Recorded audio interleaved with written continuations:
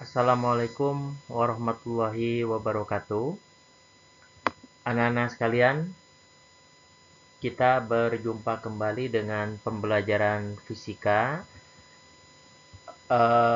Hari ini saya akan melanjutkan materi kita, yaitu reaksi inti dan relativitas.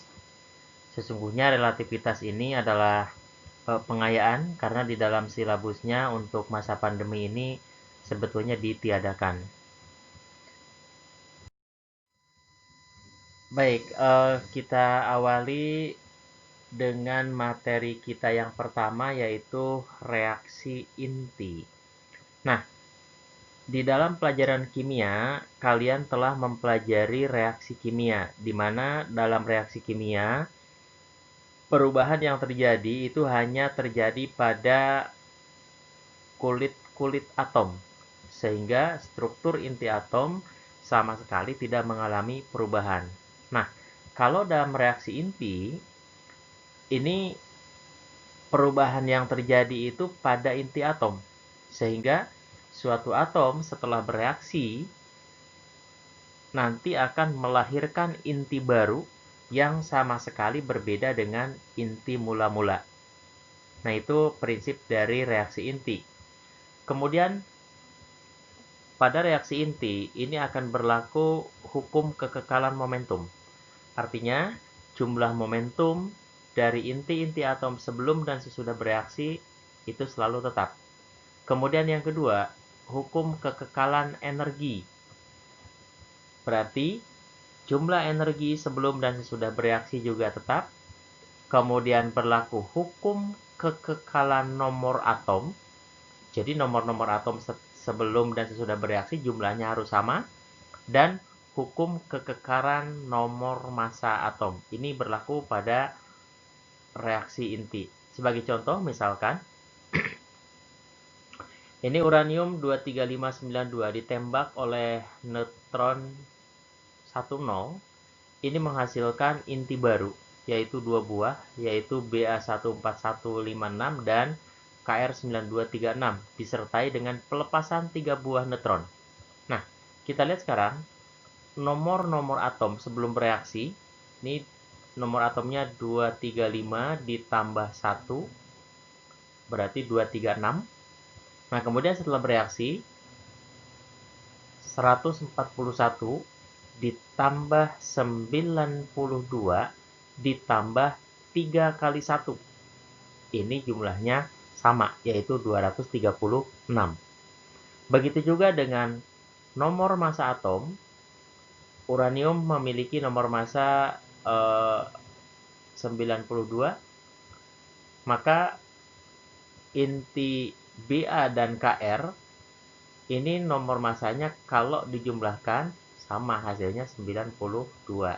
Jadi ini yang berlaku pada reaksi inti. Kemudian bentuk reaksi inti seperti apa? Bentuk reaksi inti seperti dicontohkan tadi, ini dapat kita gambarkan sebagai berikut. Misalkan inti X ini ditembak dengan partikel A, maka nanti hasil reaksinya akan menghasilkan inti Y disertai dengan pemancaran partikel B dan melibatkan energi Q. Kenapa disebut melibatkan? Karena nanti bisa dalam sebuah reaksi itu, pada saat reaksi terjadi, menghasilkan energi, bisa juga menyerap energi. Oleh karena itu, maka Q di sini adalah energi yang terlibat di dalam reaksi inti. Nah, untuk menghitung energi seperti apa? Untuk menghitung energi, kita terlebih dahulu harus mencari defek massa, ya, jumlah massa-massa partikel-partikel sebelum bereaksi dengan jumlah massa-massa partikel dan inti baru setelah bereaksi. Kita cari, misalkan di sini delta M-nya adalah massa partikel A ditambah dengan massa inti X. Kemudian karena ini menghasilkan partikel B dan inti Y, berarti massa partikel B ditambah massa inti Y. Kita jumlahkan. Maka selisih massa sebelum dan sesudah bereaksi ini menghasilkan delta M. Atau yang dikenal dengan defek massa. Nah, bagaimana untuk menghitungnya? Untuk menghitung energi yang terlibat, ini tinggal Q sama dengan delta M dikali 931 mega elektron volt. Ini sama dengan perhitungan energi ikat inti. Nah, Q di sini yang saya katakan sebagai energi yang terlibat di dalam reaksi inti, ini bisa lebih dari 0, bisa kurang dari 0. Maka untuk Q yang lebih dari 0 berarti pada saat reaksi berlangsung membebaskan sejumlah energi. Sedangkan pada saat Q kurang dari 0 berarti pada saat reaksi berlangsung menyerap sejumlah energi.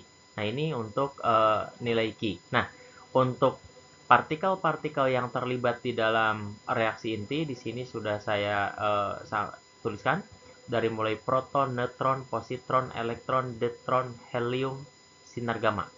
Nah, perlu saya tekankan partikel beta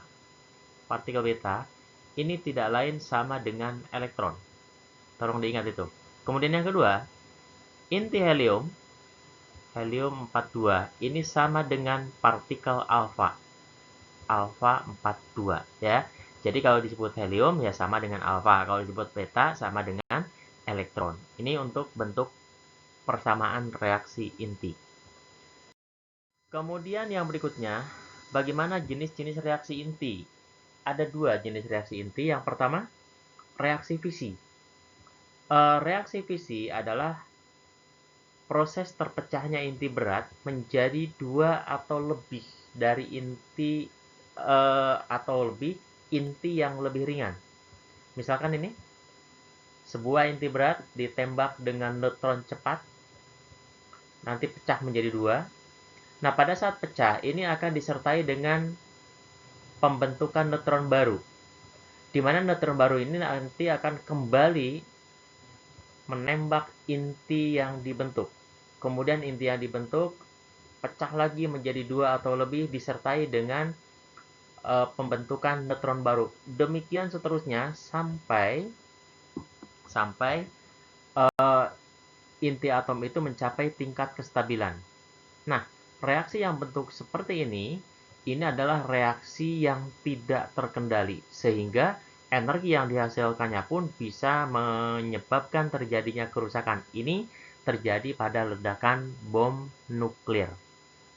Nah, bagaimana kalau reaksi ini bisa dikendalikan? Untuk bisa dikendalikan, maka reaksi ini harus dilakukan dalam suatu tempat yang dinamakan dengan reaktor nuklir. Ya, nanti akan kita lihat reaktor nuklir. Kemudian yang kedua, reaksi fusi. Reaksi fusi adalah proses penggabungan dua atau lebih inti ringan menjadi inti yang lebih berat. Kalau tadi pembelahan, sekarang penggabungan. Contohnya adalah pada reaksi fusi bom hidrogen. Di sini juga sama. Jika reaksi fusi ini berlangsung tidak dikendalikan, maka nanti akan menghasilkan energi yang sangat merusak sehingga akan mengalami kerusakan yang luar biasa. Salah satu contohnya adalah bom hidrogen.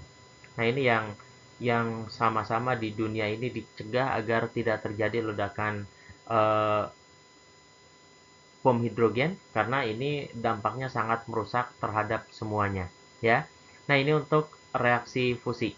Ada beberapa contoh di sini, penggabungan hidrogen, kemudian penggabungan helium. Ini nanti bentuk reaksinya seperti ini, ya. Ini untuk reaksi fusi.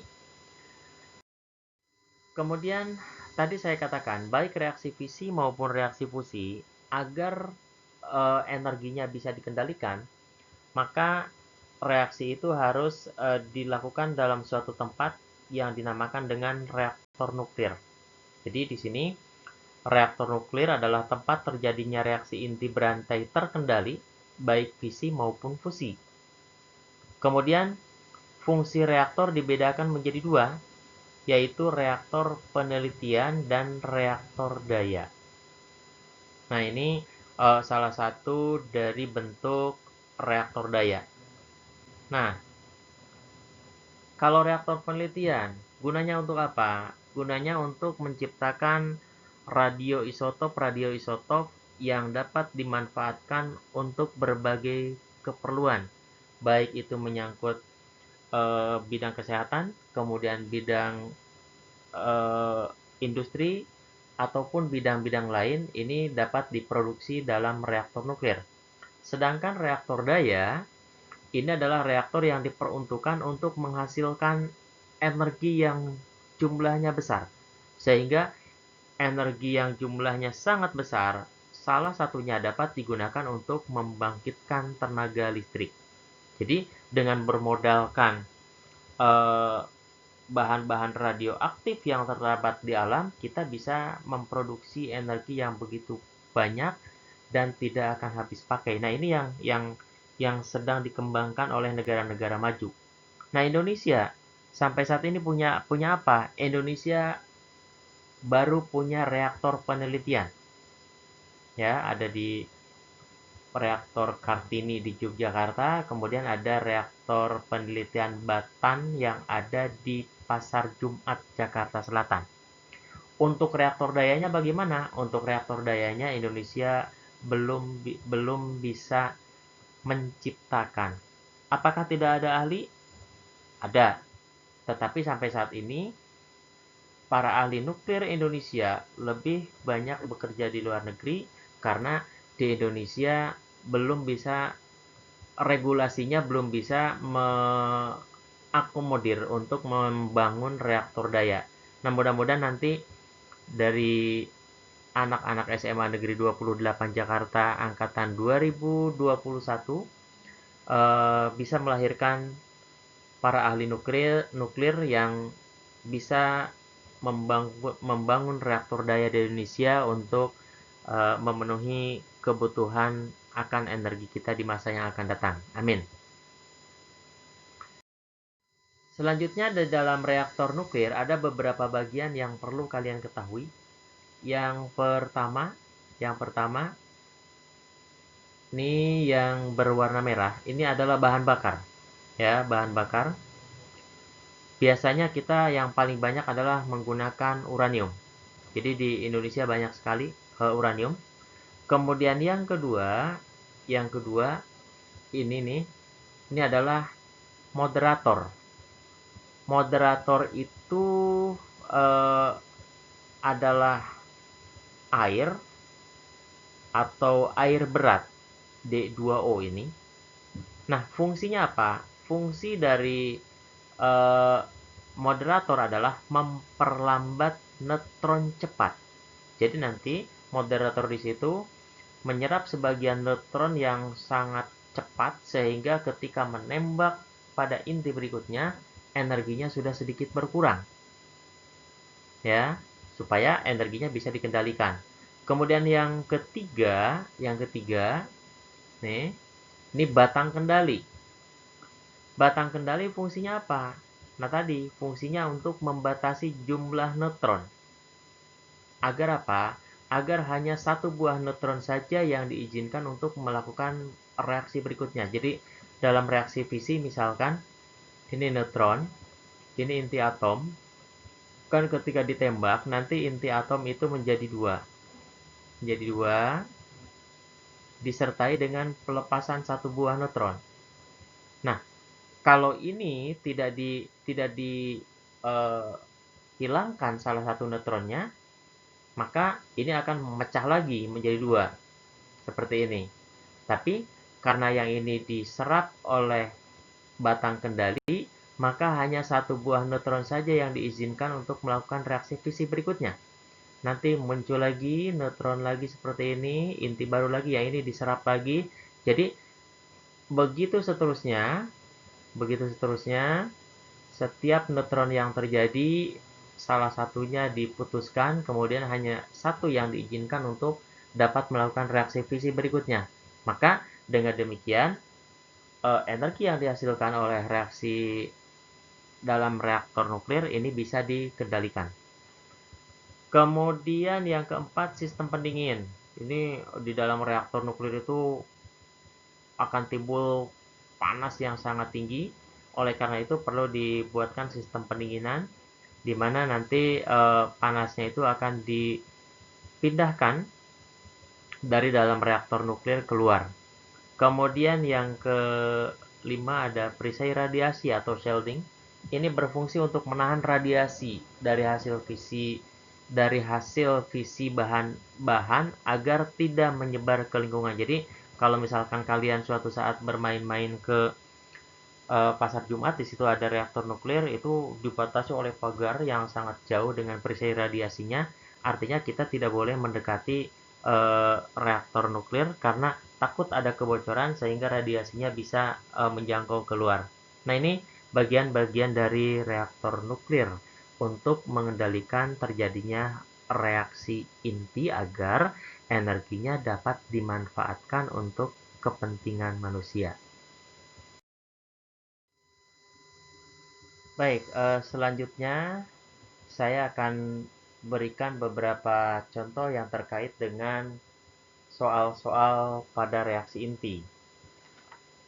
Contoh soal yang pertama, ini diketahui reaksi inti sebagai berikut, ya. 1H1 ditembakkan terhadap C13.6, ini akan menghasilkan N13.7 disertai dengan pelepasan satu buah neutron. Pertanyaannya, tentukan energi yang terlibat pada reaksi tersebut, ya. Berarti ini pertanyaannya, tentukan energi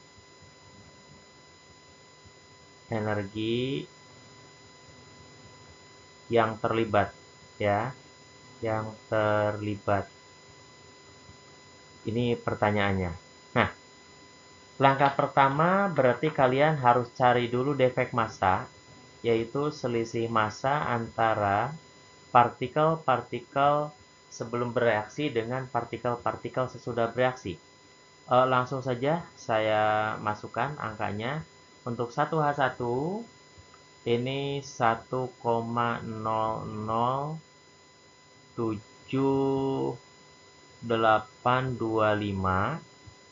ditambah C13.6 yaitu 13,00336 SMA dikurangi 13N7 adalah 13,005749 ditambah neutronnya adalah 1,00865 dalam satuan SMA, sehingga hasilnya ini 14,01185 dikurangi 14,01414 sehingga hasilnya adalah min 0,003.229 dalam satuan SMA, satuan massa atom. Nah, ini adalah defek massanya. Kemudian, karena yang ditanya adalah energi yang terlibat, maka boleh kita hitung E atau Q, boleh ya. Ini sama dengan delta M dikali 931. Delta M-nya berapa? Delta M-nya min 0,003 3,229 dikali 931 dalam satuan mega elektron volt. Hasilnya adalah min 3,0062 mega elektron volt. Nah, tanda minus ini artinya apa? Tanda minus di situ artinya pada saat reaksi inti berlangsung, reaksi inti telah menyerap atau memerlukan energi. Menyerap atau membutuhkan energi.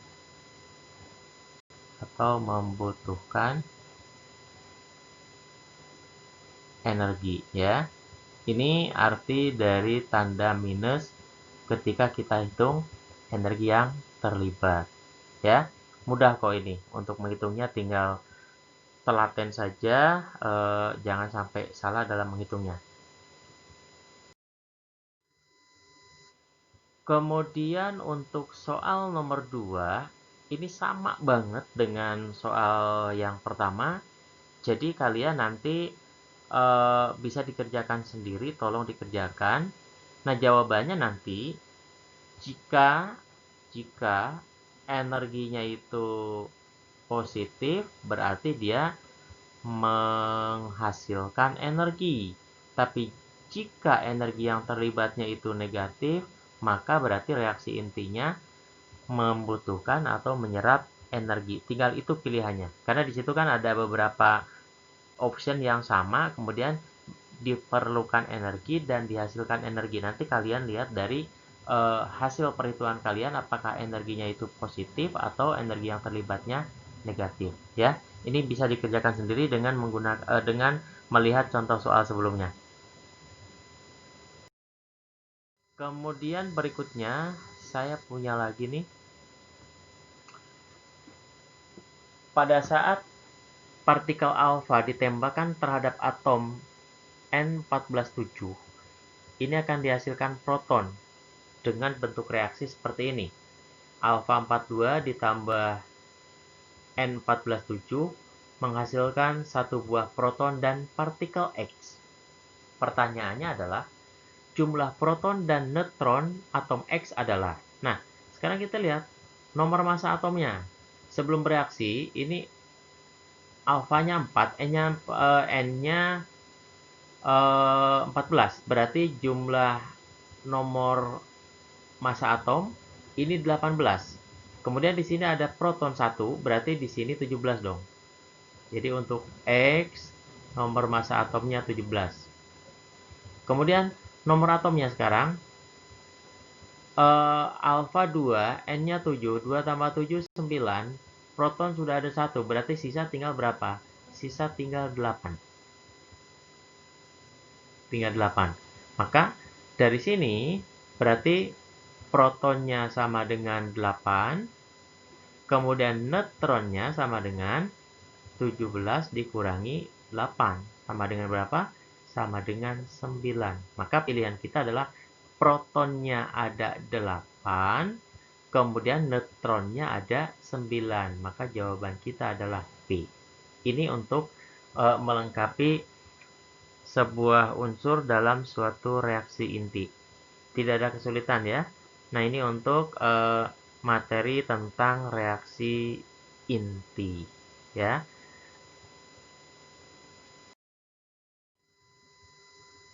Nah, baik, kita lanjutkan dengan relativitas. Nah, relativitas ini seperti telah saya sampaikan tadi di depan bahwa sebenarnya hanya tambahan saja pengayaan, karena di dalam kurikulum pandemi di dalam silabusnya itu untuk relativitas di drop, tapi saya tidak ingin, maka secara sekilas akan saya sampaikan teori yang berkaitan dengan relativitas agar kalian tidak nanti ketika menemukan soal yang terkait dengan relativitas dimanapun ya, terutama nanti pada saat menghadapi seleksi-seleksi, ini tidak asing lagi buat kalian. Oke. Relativitas itu kalau kita berbicara tentang relatif itu berarti harus ada setiap suatu kejadian ini harus ada titik acuannya. Nah, relativitas nanti dibagi dua, ada relativitas Newton, ada relativitas khusus yang disampaikan oleh Einstein. Nah, contoh untuk relativitas Newton ini seperti ini. Misalkan menurut relativitas Newton bahwa semua gerak benda yang ada di alam semesta ini semua bersifat relatif, tergantung bagaimana pengamatannya. Sebagai contoh misalkan ini bis. Kemudian di sini ada orang berdiri di pinggir jalan. Nah, ketika bis ini penuh dengan penumpang, kemudian bis melaju dengan kecepatan v, maka menurut orang yang ada di pinggir jalan, orang yang berada di dalam bis juga bergerak dengan kecepatan v. Tetapi menurut orang yang satu terhadap orang yang lainnya yang berada di dalam bis, dia mengatakan orang-orang tersebut diam, tidak bergerak. Nah, ini menunjukkan bahwa gerak bersifat relatif, tergantung siapa pengamatnya dan apa titik acuannya. Jadi kalau tadi orang yang ada di pinggir jalan yang menjadi titik acuannya adalah dirinya, maka semua sistem yang berada di dalam bis bergerak. Begitu juga ketika orang yang berada di dalam bis, ketika dirinya yang menjadi titik acuan, maka semua benda yang ada di sekelilingnya diam terhadap dirinya. Maka dikatakan semua gerak bersifat relatif. Nah, dalam teori relativitas, ini Newton telah melahirkan hukum teorinya tentang relativitas yang dikenal dengan relativitas Newton. Ada dua hal yang disampaikan. Yang pertama, hukum-hukum mekanika berlaku sama pada semua kerangka acuan inersia.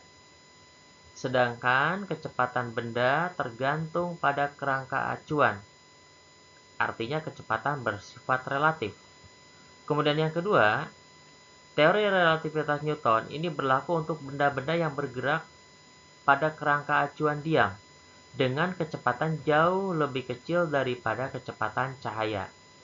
Karena ketika nanti suatu benda bergerak sudah mendekati kecepatan cahaya, maka teori relativitas Newton ini tidak berlaku lagi. Contohnya seperti apa? Contohnya misalkan ada sebuah pesawat ya melaju dengan kecepatan 0,8 C, di mana C-nya adalah kecepatan cahaya. Kemudian dari pesawat itu ditembakkan sebuah rudal dengan kecepatan 0,4 C terhadap pesawat. Maka menurut pengamat yang ada di luar pesawat, kecepatan rudal ini sama dengan berapa? 0,8 C ditambah 0,4 C. Hasilnya berapa? Hasilnya 1,2 C.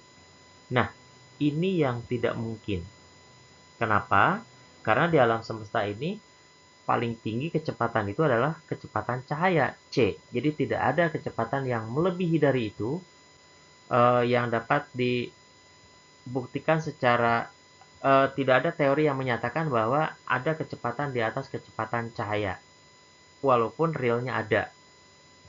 Kalau yang umat Islam, itu dalam peristiwa Isra Mi'raj, ini perjalanan yang dinamakan buruk, ini kecepatannya melebihi kecepatan cahaya. Dan itu diakui oleh salah satu ilmuwan yang menciptakan teleskop Hubble. Itu telah mengakui bahwa kecepatan di atas kecepatan cahaya itu ada, tapi itu hanya terjadi pada saat itu saja. Lain daripada itu, di alam semesta tidak ditemukan lagi kecepatan yang kecepatannya melebihi kecepatan cahaya. Nah, untuk teori relativitas Newton ini telah didukung oleh suatu transformasi yang dinamakan dengan transformasi Galileo, di mana menurut transformasi Galileo bahwa waktu itu selalu sama dilihat dari kerangka acuan manapun. Artinya, waktu selalu tetap, tidak pernah mengalami perubahan ditinjau dari kerangka acuan manapun. Ini tentang teori relativitas Newton. Yang berikutnya, kita masuk ke relativitas Einstein. Nah, relativitas Einstein ini didasari dengan adanya suatu percobaan yang dinamakan dengan percobaan Michael Morley. Di mana pada saat itu dunia digegerkan dengan adanya suatu medium yang dinamakan dengan ether. Jadi saat itu para ahli mengatakan bahwa di alam semesta ini dipenuhi oleh suatu ether. Ether itu apa? Ether itu adalah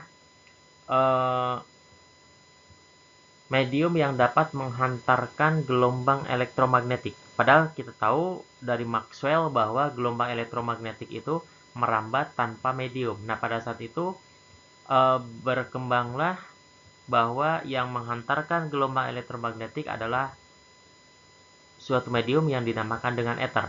Lalu, Michelson dan Morley ini melakukan suatu percobaan untuk membuktikan keberadaan ether, yaitu dengan menggunakan sebuah alat yang dinamakan dengan interferometer.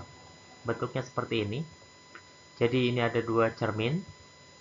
Ini ada yang di bagian atas, kemudian ada di sebelah kanan. Kemudian di sini ada sumber cahaya. Sehingga gini, kemudian di sini ada suatu cermin, tapi ini bisa tembus cahaya juga.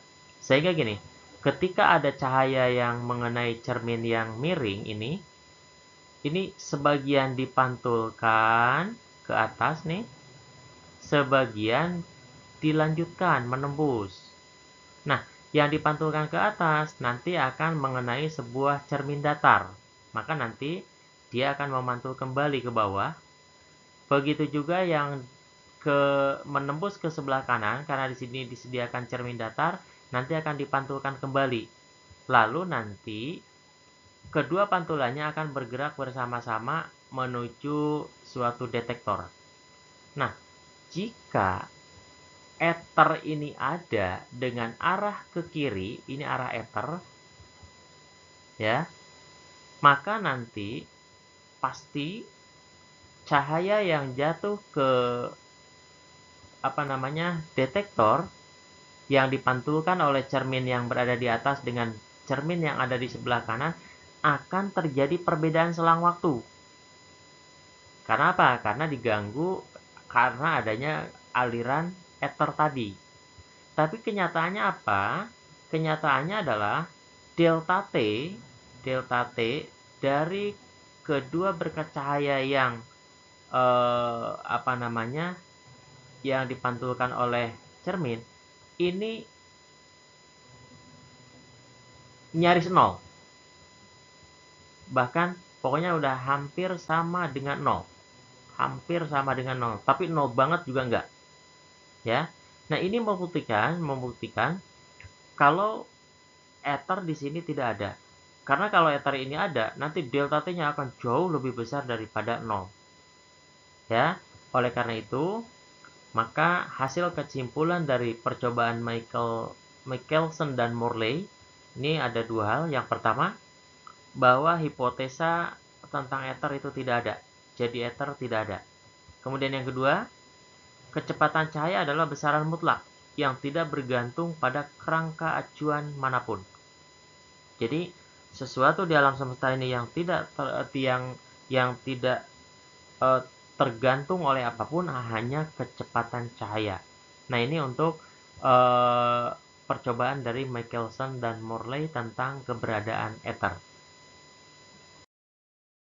Kemudian dari apa yang disampaikan oleh Michelson dan Morley, maka pada saat itu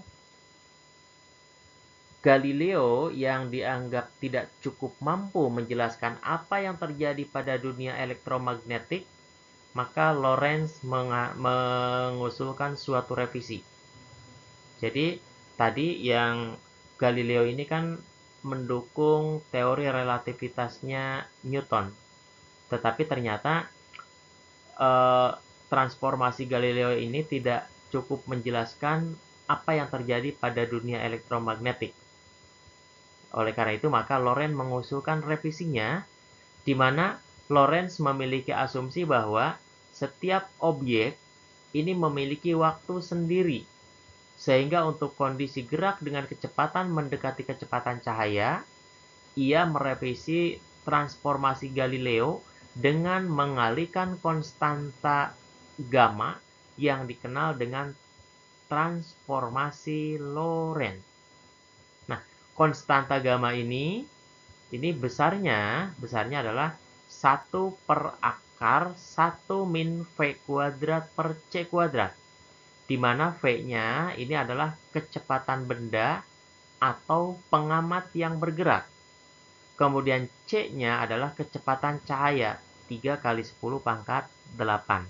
Maka, dari transformasi Lorentz yang mengatakan bahwa cahaya itu kecepatannya tetap tidak tergantung oleh apapun, kemudian waktu juga memiliki waktu sendiri-sendiri, artinya waktu juga bersifat relatif sama seperti gerak, maka dari situ muncullah teori relativitas khusus yang disampaikan oleh Einstein.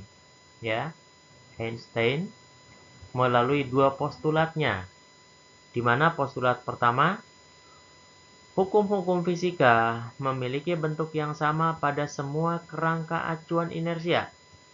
Postulat pertama ini diungkapkan karena tidak adanya kerangka acuan universal sebagai acuan mutlak dan merupakan perluasan dari relativitas Newton untuk memasukkan tidak hanya hukum-hukum mekanika, tetapi juga hukum fisika yang lainnya termasuk listrik dan magnet yang dimaksud dengan elektromagnetik tadi. Ini, ya. Kemudian postulat yang kedua, laju cahaya sebesar 3 kali 10 pangkat 8 meter per sekon adalah sama untuk semua pengamat, tidak bergantung pada gerak cahaya ataupun gerak pengamat. Jadi, sesuatu yang mutlak di alam semesta ini hanya kecepatan cahaya, yang lainnya semua bersifat relatif. Nah, postulat kedua ini memiliki implikasi yang sangat luas, di mana kecepatan, panjang, waktu, dan massa benda semua bersifat relatif.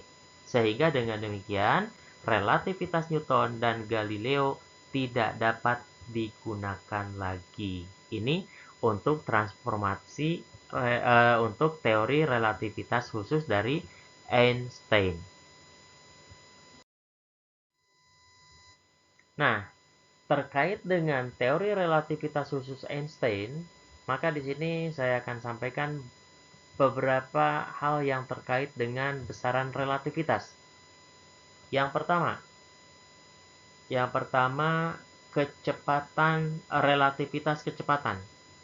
Misal begini, seorang pengamat berada di planet. Ini sebuah planet, pengamat berada di planet C. Kemudian ada sebuah pesawat B dengan kecepatan VB, ya, VB ini menurut pengamat menembakkan peluru A dengan kecepatan VA. Maka kecepatan peluru menurut pengamat yang ada di planet ini dituliskan dengan VAC. Berarti VA menurut C ini sama dengan VAB, berarti VA menurut B ditambah VBC dibagi 1 plus VAB dikali VBC per C kuadrat. Dengan VAB-nya adalah laju A terhadap B, VAB-nya Kemudian VBC-nya adalah laju B terhadap C. VAC berarti laju A terhadap C. Kemudian VAB sama dengan min VBA dan seterusnya. Nah, konsep ini nanti dapat kalian gunakan ketika menggunakan rumus ini. Jadi rumus kita tetap buat positif saja, tapi nanti kalau yang diketahuinya misalnya VBA-nya itu 0,3 C, padahal yang kita butuhkan VAB, maka berarti VAB-nya sama dengan min 0,3 C. Ya, ini nanti saya berikan contoh di contoh di bawah nanti. Ya, ini untuk relativitas kecepatan. Kemudian yang kedua, kontraksi panjang. Nah, menurut teori relativitas Einstein bahwa sebuah benda akan lebih pendek bila benda tersebut diukur oleh pengamat yang diam dan benda tersebut bergerak dengan kecepatan mendekati kecepatan cahaya. Jadi seperti ini, ketika dia bergerak seperti ini pada saat bergerak akan tampak lebih pendek dibandingkan dengan pada saat diam. Nah, besarnya panjang bergerak suatu benda yang diamati oleh benda yang diam, ini dirumuskan dengan L sama dengan L0 dibagi gamma.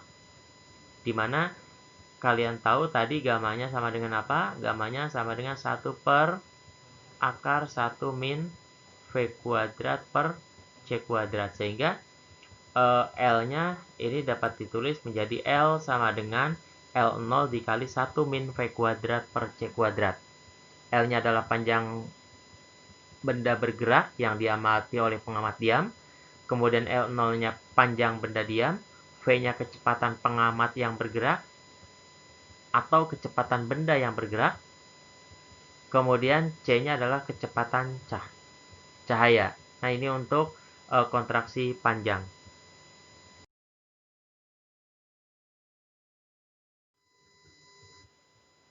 Lalu yang ketiga adalah dilatasi waktu. Waktu benda yang bergerak dengan kecepatan mendekati kecepatan cahaya lebih lama dibandingkan waktu benda yang relatif diam. Sebagai contoh misalkan sebuah pesawat supersonik nih, pesawatnya. Pertama, perjalanan pesawat menurut pilot ditempuh dengan waktu delta T0. Jadi pilot pesawat itu mencatat bahwa waktu perjalanannya adalah delta T0. Sedangkan pengamat yang berada di bumi mencatat waktunya adalah delta T. Berarti pengamat yang diam ini mengamati pesawat yang bergerak dengan delta T. Maka dilatasi waktunya, ini delta T-nya sama dengan gamma dikali delta T0. Karena gammanya adalah 1 per akar 1 min V kuadrat per C kuadrat, maka delta T-nya adalah delta T0 dibagi 1 akar 1 min V kuadrat per C kuadrat.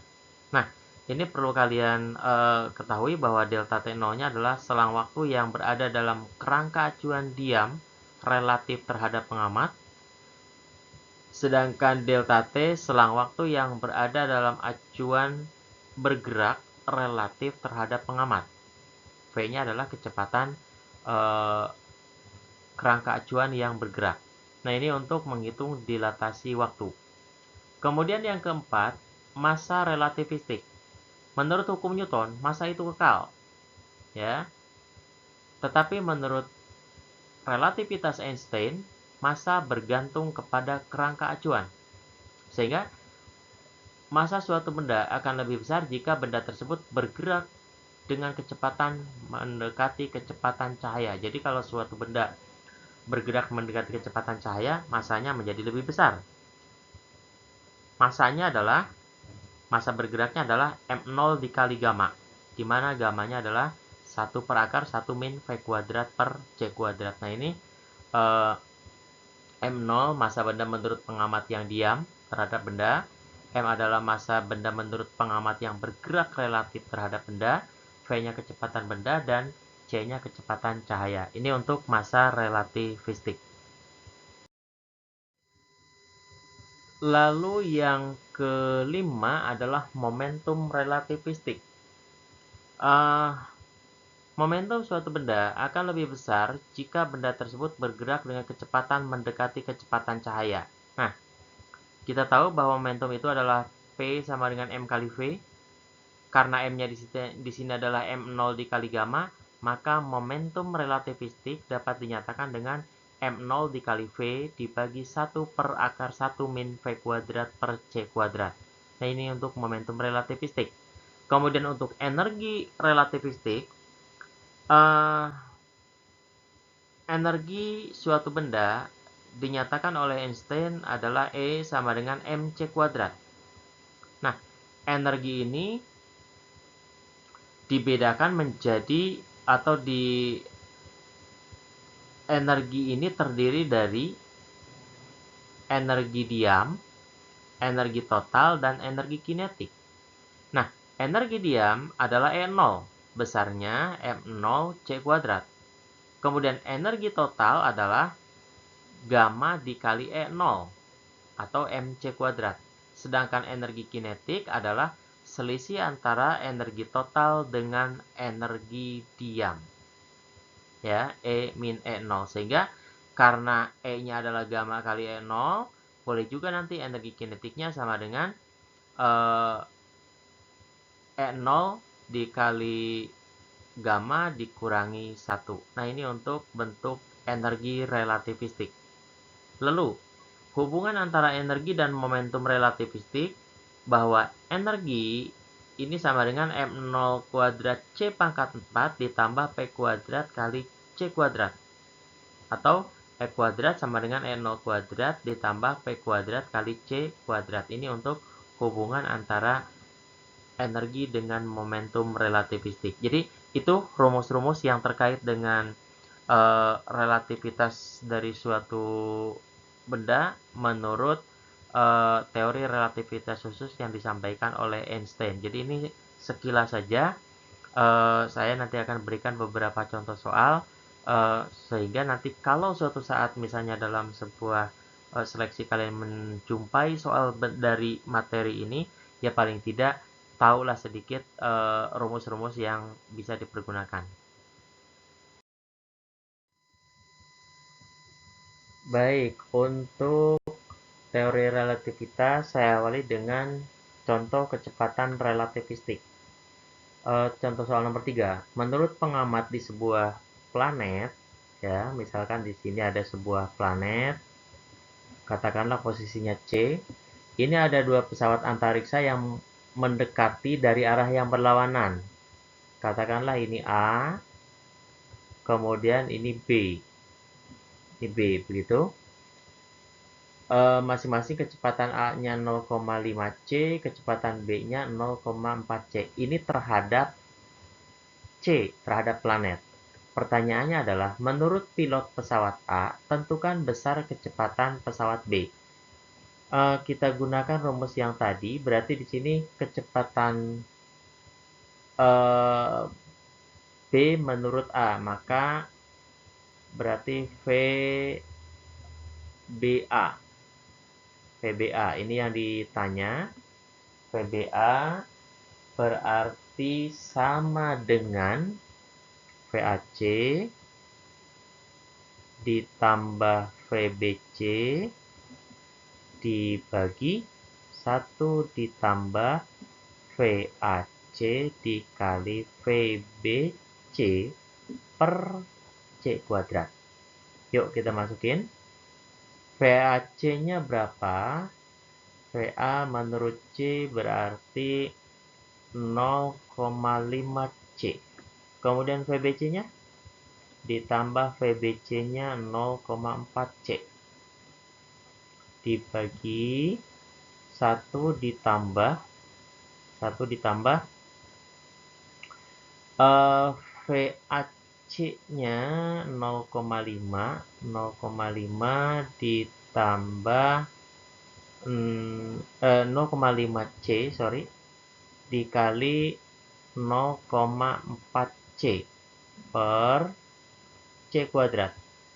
C dengan C-nya saya coret dengan C kuadrat, sehingga hasilnya adalah 0,9 C dibagi 1 plus 0,2.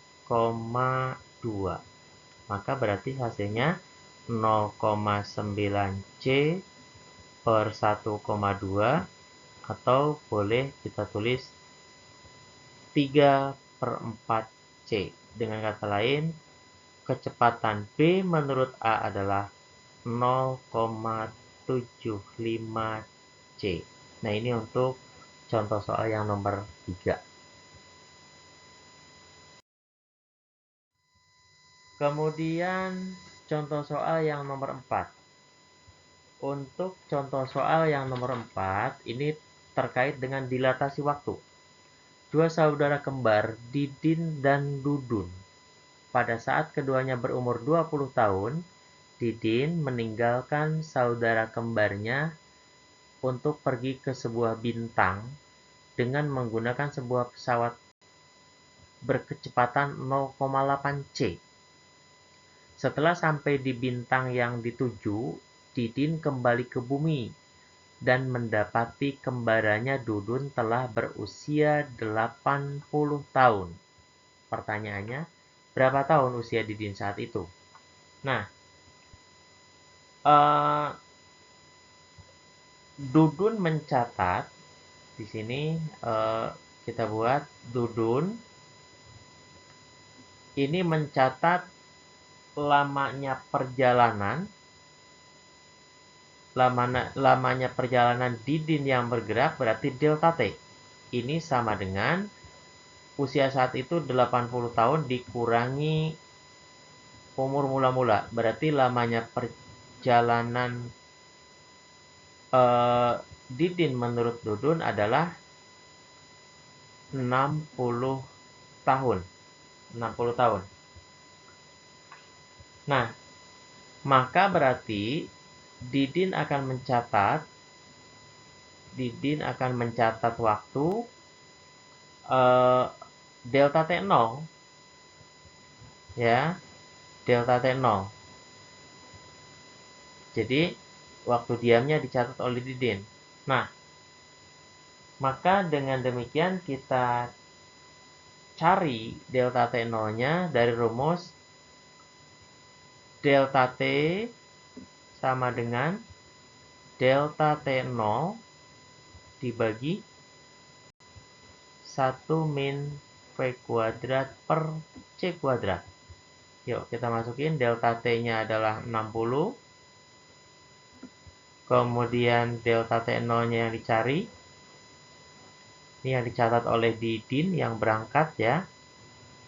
Maka 1 dikurang V-nya berapa tadi? Kecepatannya 0,8. Berarti 0,8 C dikuadratkan dibagi dengan C kuadrat. Maka hasilnya adalah 60 sama dengan delta T0 dibagi 1 min 0,8 C dikuadratkan berarti 0,64 C kuadrat per C kuadrat. Coret C kuadratnya, maka hasilnya adalah nih 60 sama dengan delta T0 dibagi akar dari 1 dikurangi 0,64 berarti 0,36. Maka delta T0-nya sama dengan 60 dikali 0,6. Berapa? 36 tahun. Ini yang dicatat oleh Didin. Maka Didin merasa umur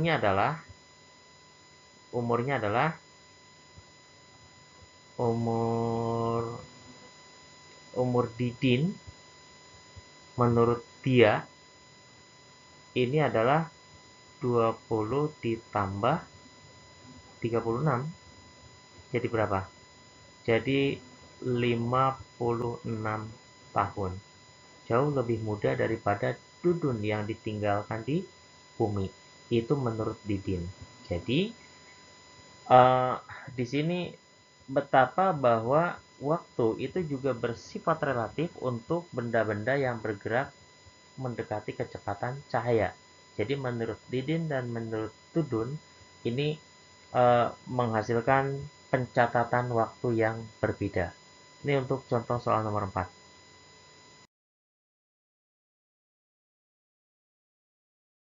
Soal nomor 5 ini terkait dengan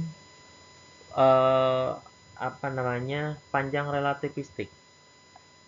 Panjang benda diukur saat bergerak menyusut 20 cm daripada panjangnya saat diukur dalam keadaan diam. Bila panjang benda diukur dalam keadaan diam adalah 1 meter, maka berapa kecepatan gerak benda itu? Nah, kita buat dulu. Benda dalam keadaan diam, berarti L0 ini sama dengan 1 meter atau 100 cm. Kemudian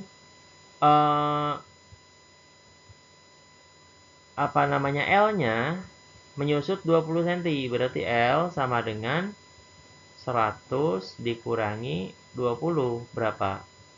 80 cm. Lalu yang ditanya berapa kecepatan benda tersebut, ya tinggal kita gunakan L sama dengan L0 dikali 1 min V kuadrat per C kuadrat. L-nya berapa? L-nya 80, L0-nya 100, kemudian akar dari 1 min V kuadrat per C kuadrat. Maka ini hasilnya 0,8 sama dengan akar dari 1 min V kuadrat per C kuadrat. Saya kuadratkan kiri kanan, jadi ini 0,64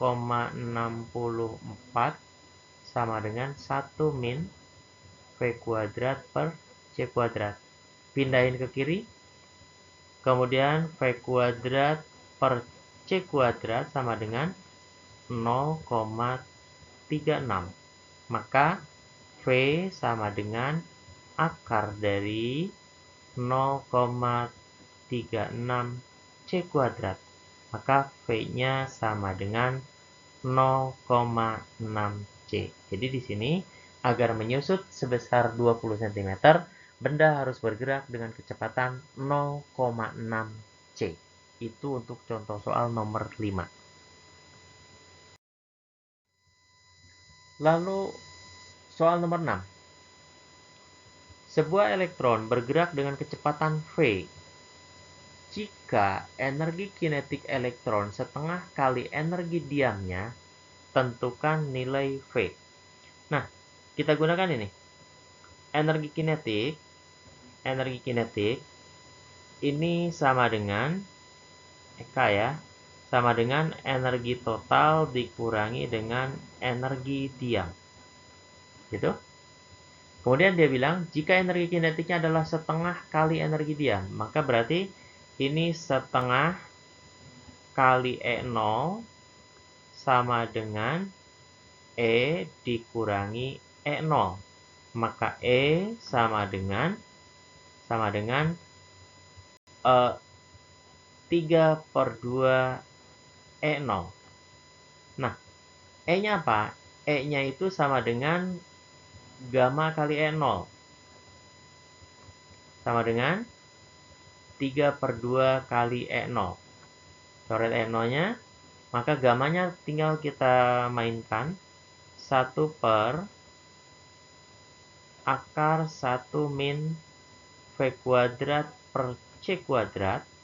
Ini sama dengan 3/2. Lalu kita kali silang, berarti 4/9 ini sama dengan, langsung saya kuadratkan ya, berarti 1 kurang V kuadrat per C kuadrat. Kemudian saya pindahkan ke kiri, berarti V kuadrat per C kuadrat sama dengan 5 per 9. Betul nggak? Betul ya? 5 per 9. Maka berarti V kuadrat sama dengan 5 per 9 kali C kuadrat. Maka V-nya berapa? V-nya adalah 1 per 3 C akar 5 dalam satuan meter per sekon. Atau nulisnya yang lebih bagus mungkin begini, 1 per 3 akar 5 C. Satuannya meter per sekon. Ini untuk kecepatan elektron agar energi kinetiknya setengah kali energi diamnya. Oke, untuk soal nomor 7 begini. Sebuah elektron mempunyai massa diam M0 bergerak dengan kecepatan 0,6 C, maka energi kinetiknya berapa? Nah, kita gunakan rumus energi kinetik bahwa energi kinetik itu sama dengan energi total dikurangi dengan energi diam. Nah, energi total ini sama dengan gamma kali E0 dikurangi dengan E0, maka boleh nanti EK-nya menjadi E0 dalam kurung gamma min 1. Nah, E0-nya apa? E0-nya adalah M0 C kuadrat dikali gamanya 1 per 1 min V kuadrat per C kuadrat dikurang 1. Yuk kita hitung. Berarti M0 C kuadrat 1 per akar 1 min. V-nya berapa? V-nya 0,6 C. Berarti 0,6 C dikuadratkan dibagi dengan C kuadrat kurang 1. Maka hasilnya adalah M0 C kuadrat 1 dibagi gini. 0,6 dikuadratkan 0,36, 1 dikurangi 0,36 berarti 0,64.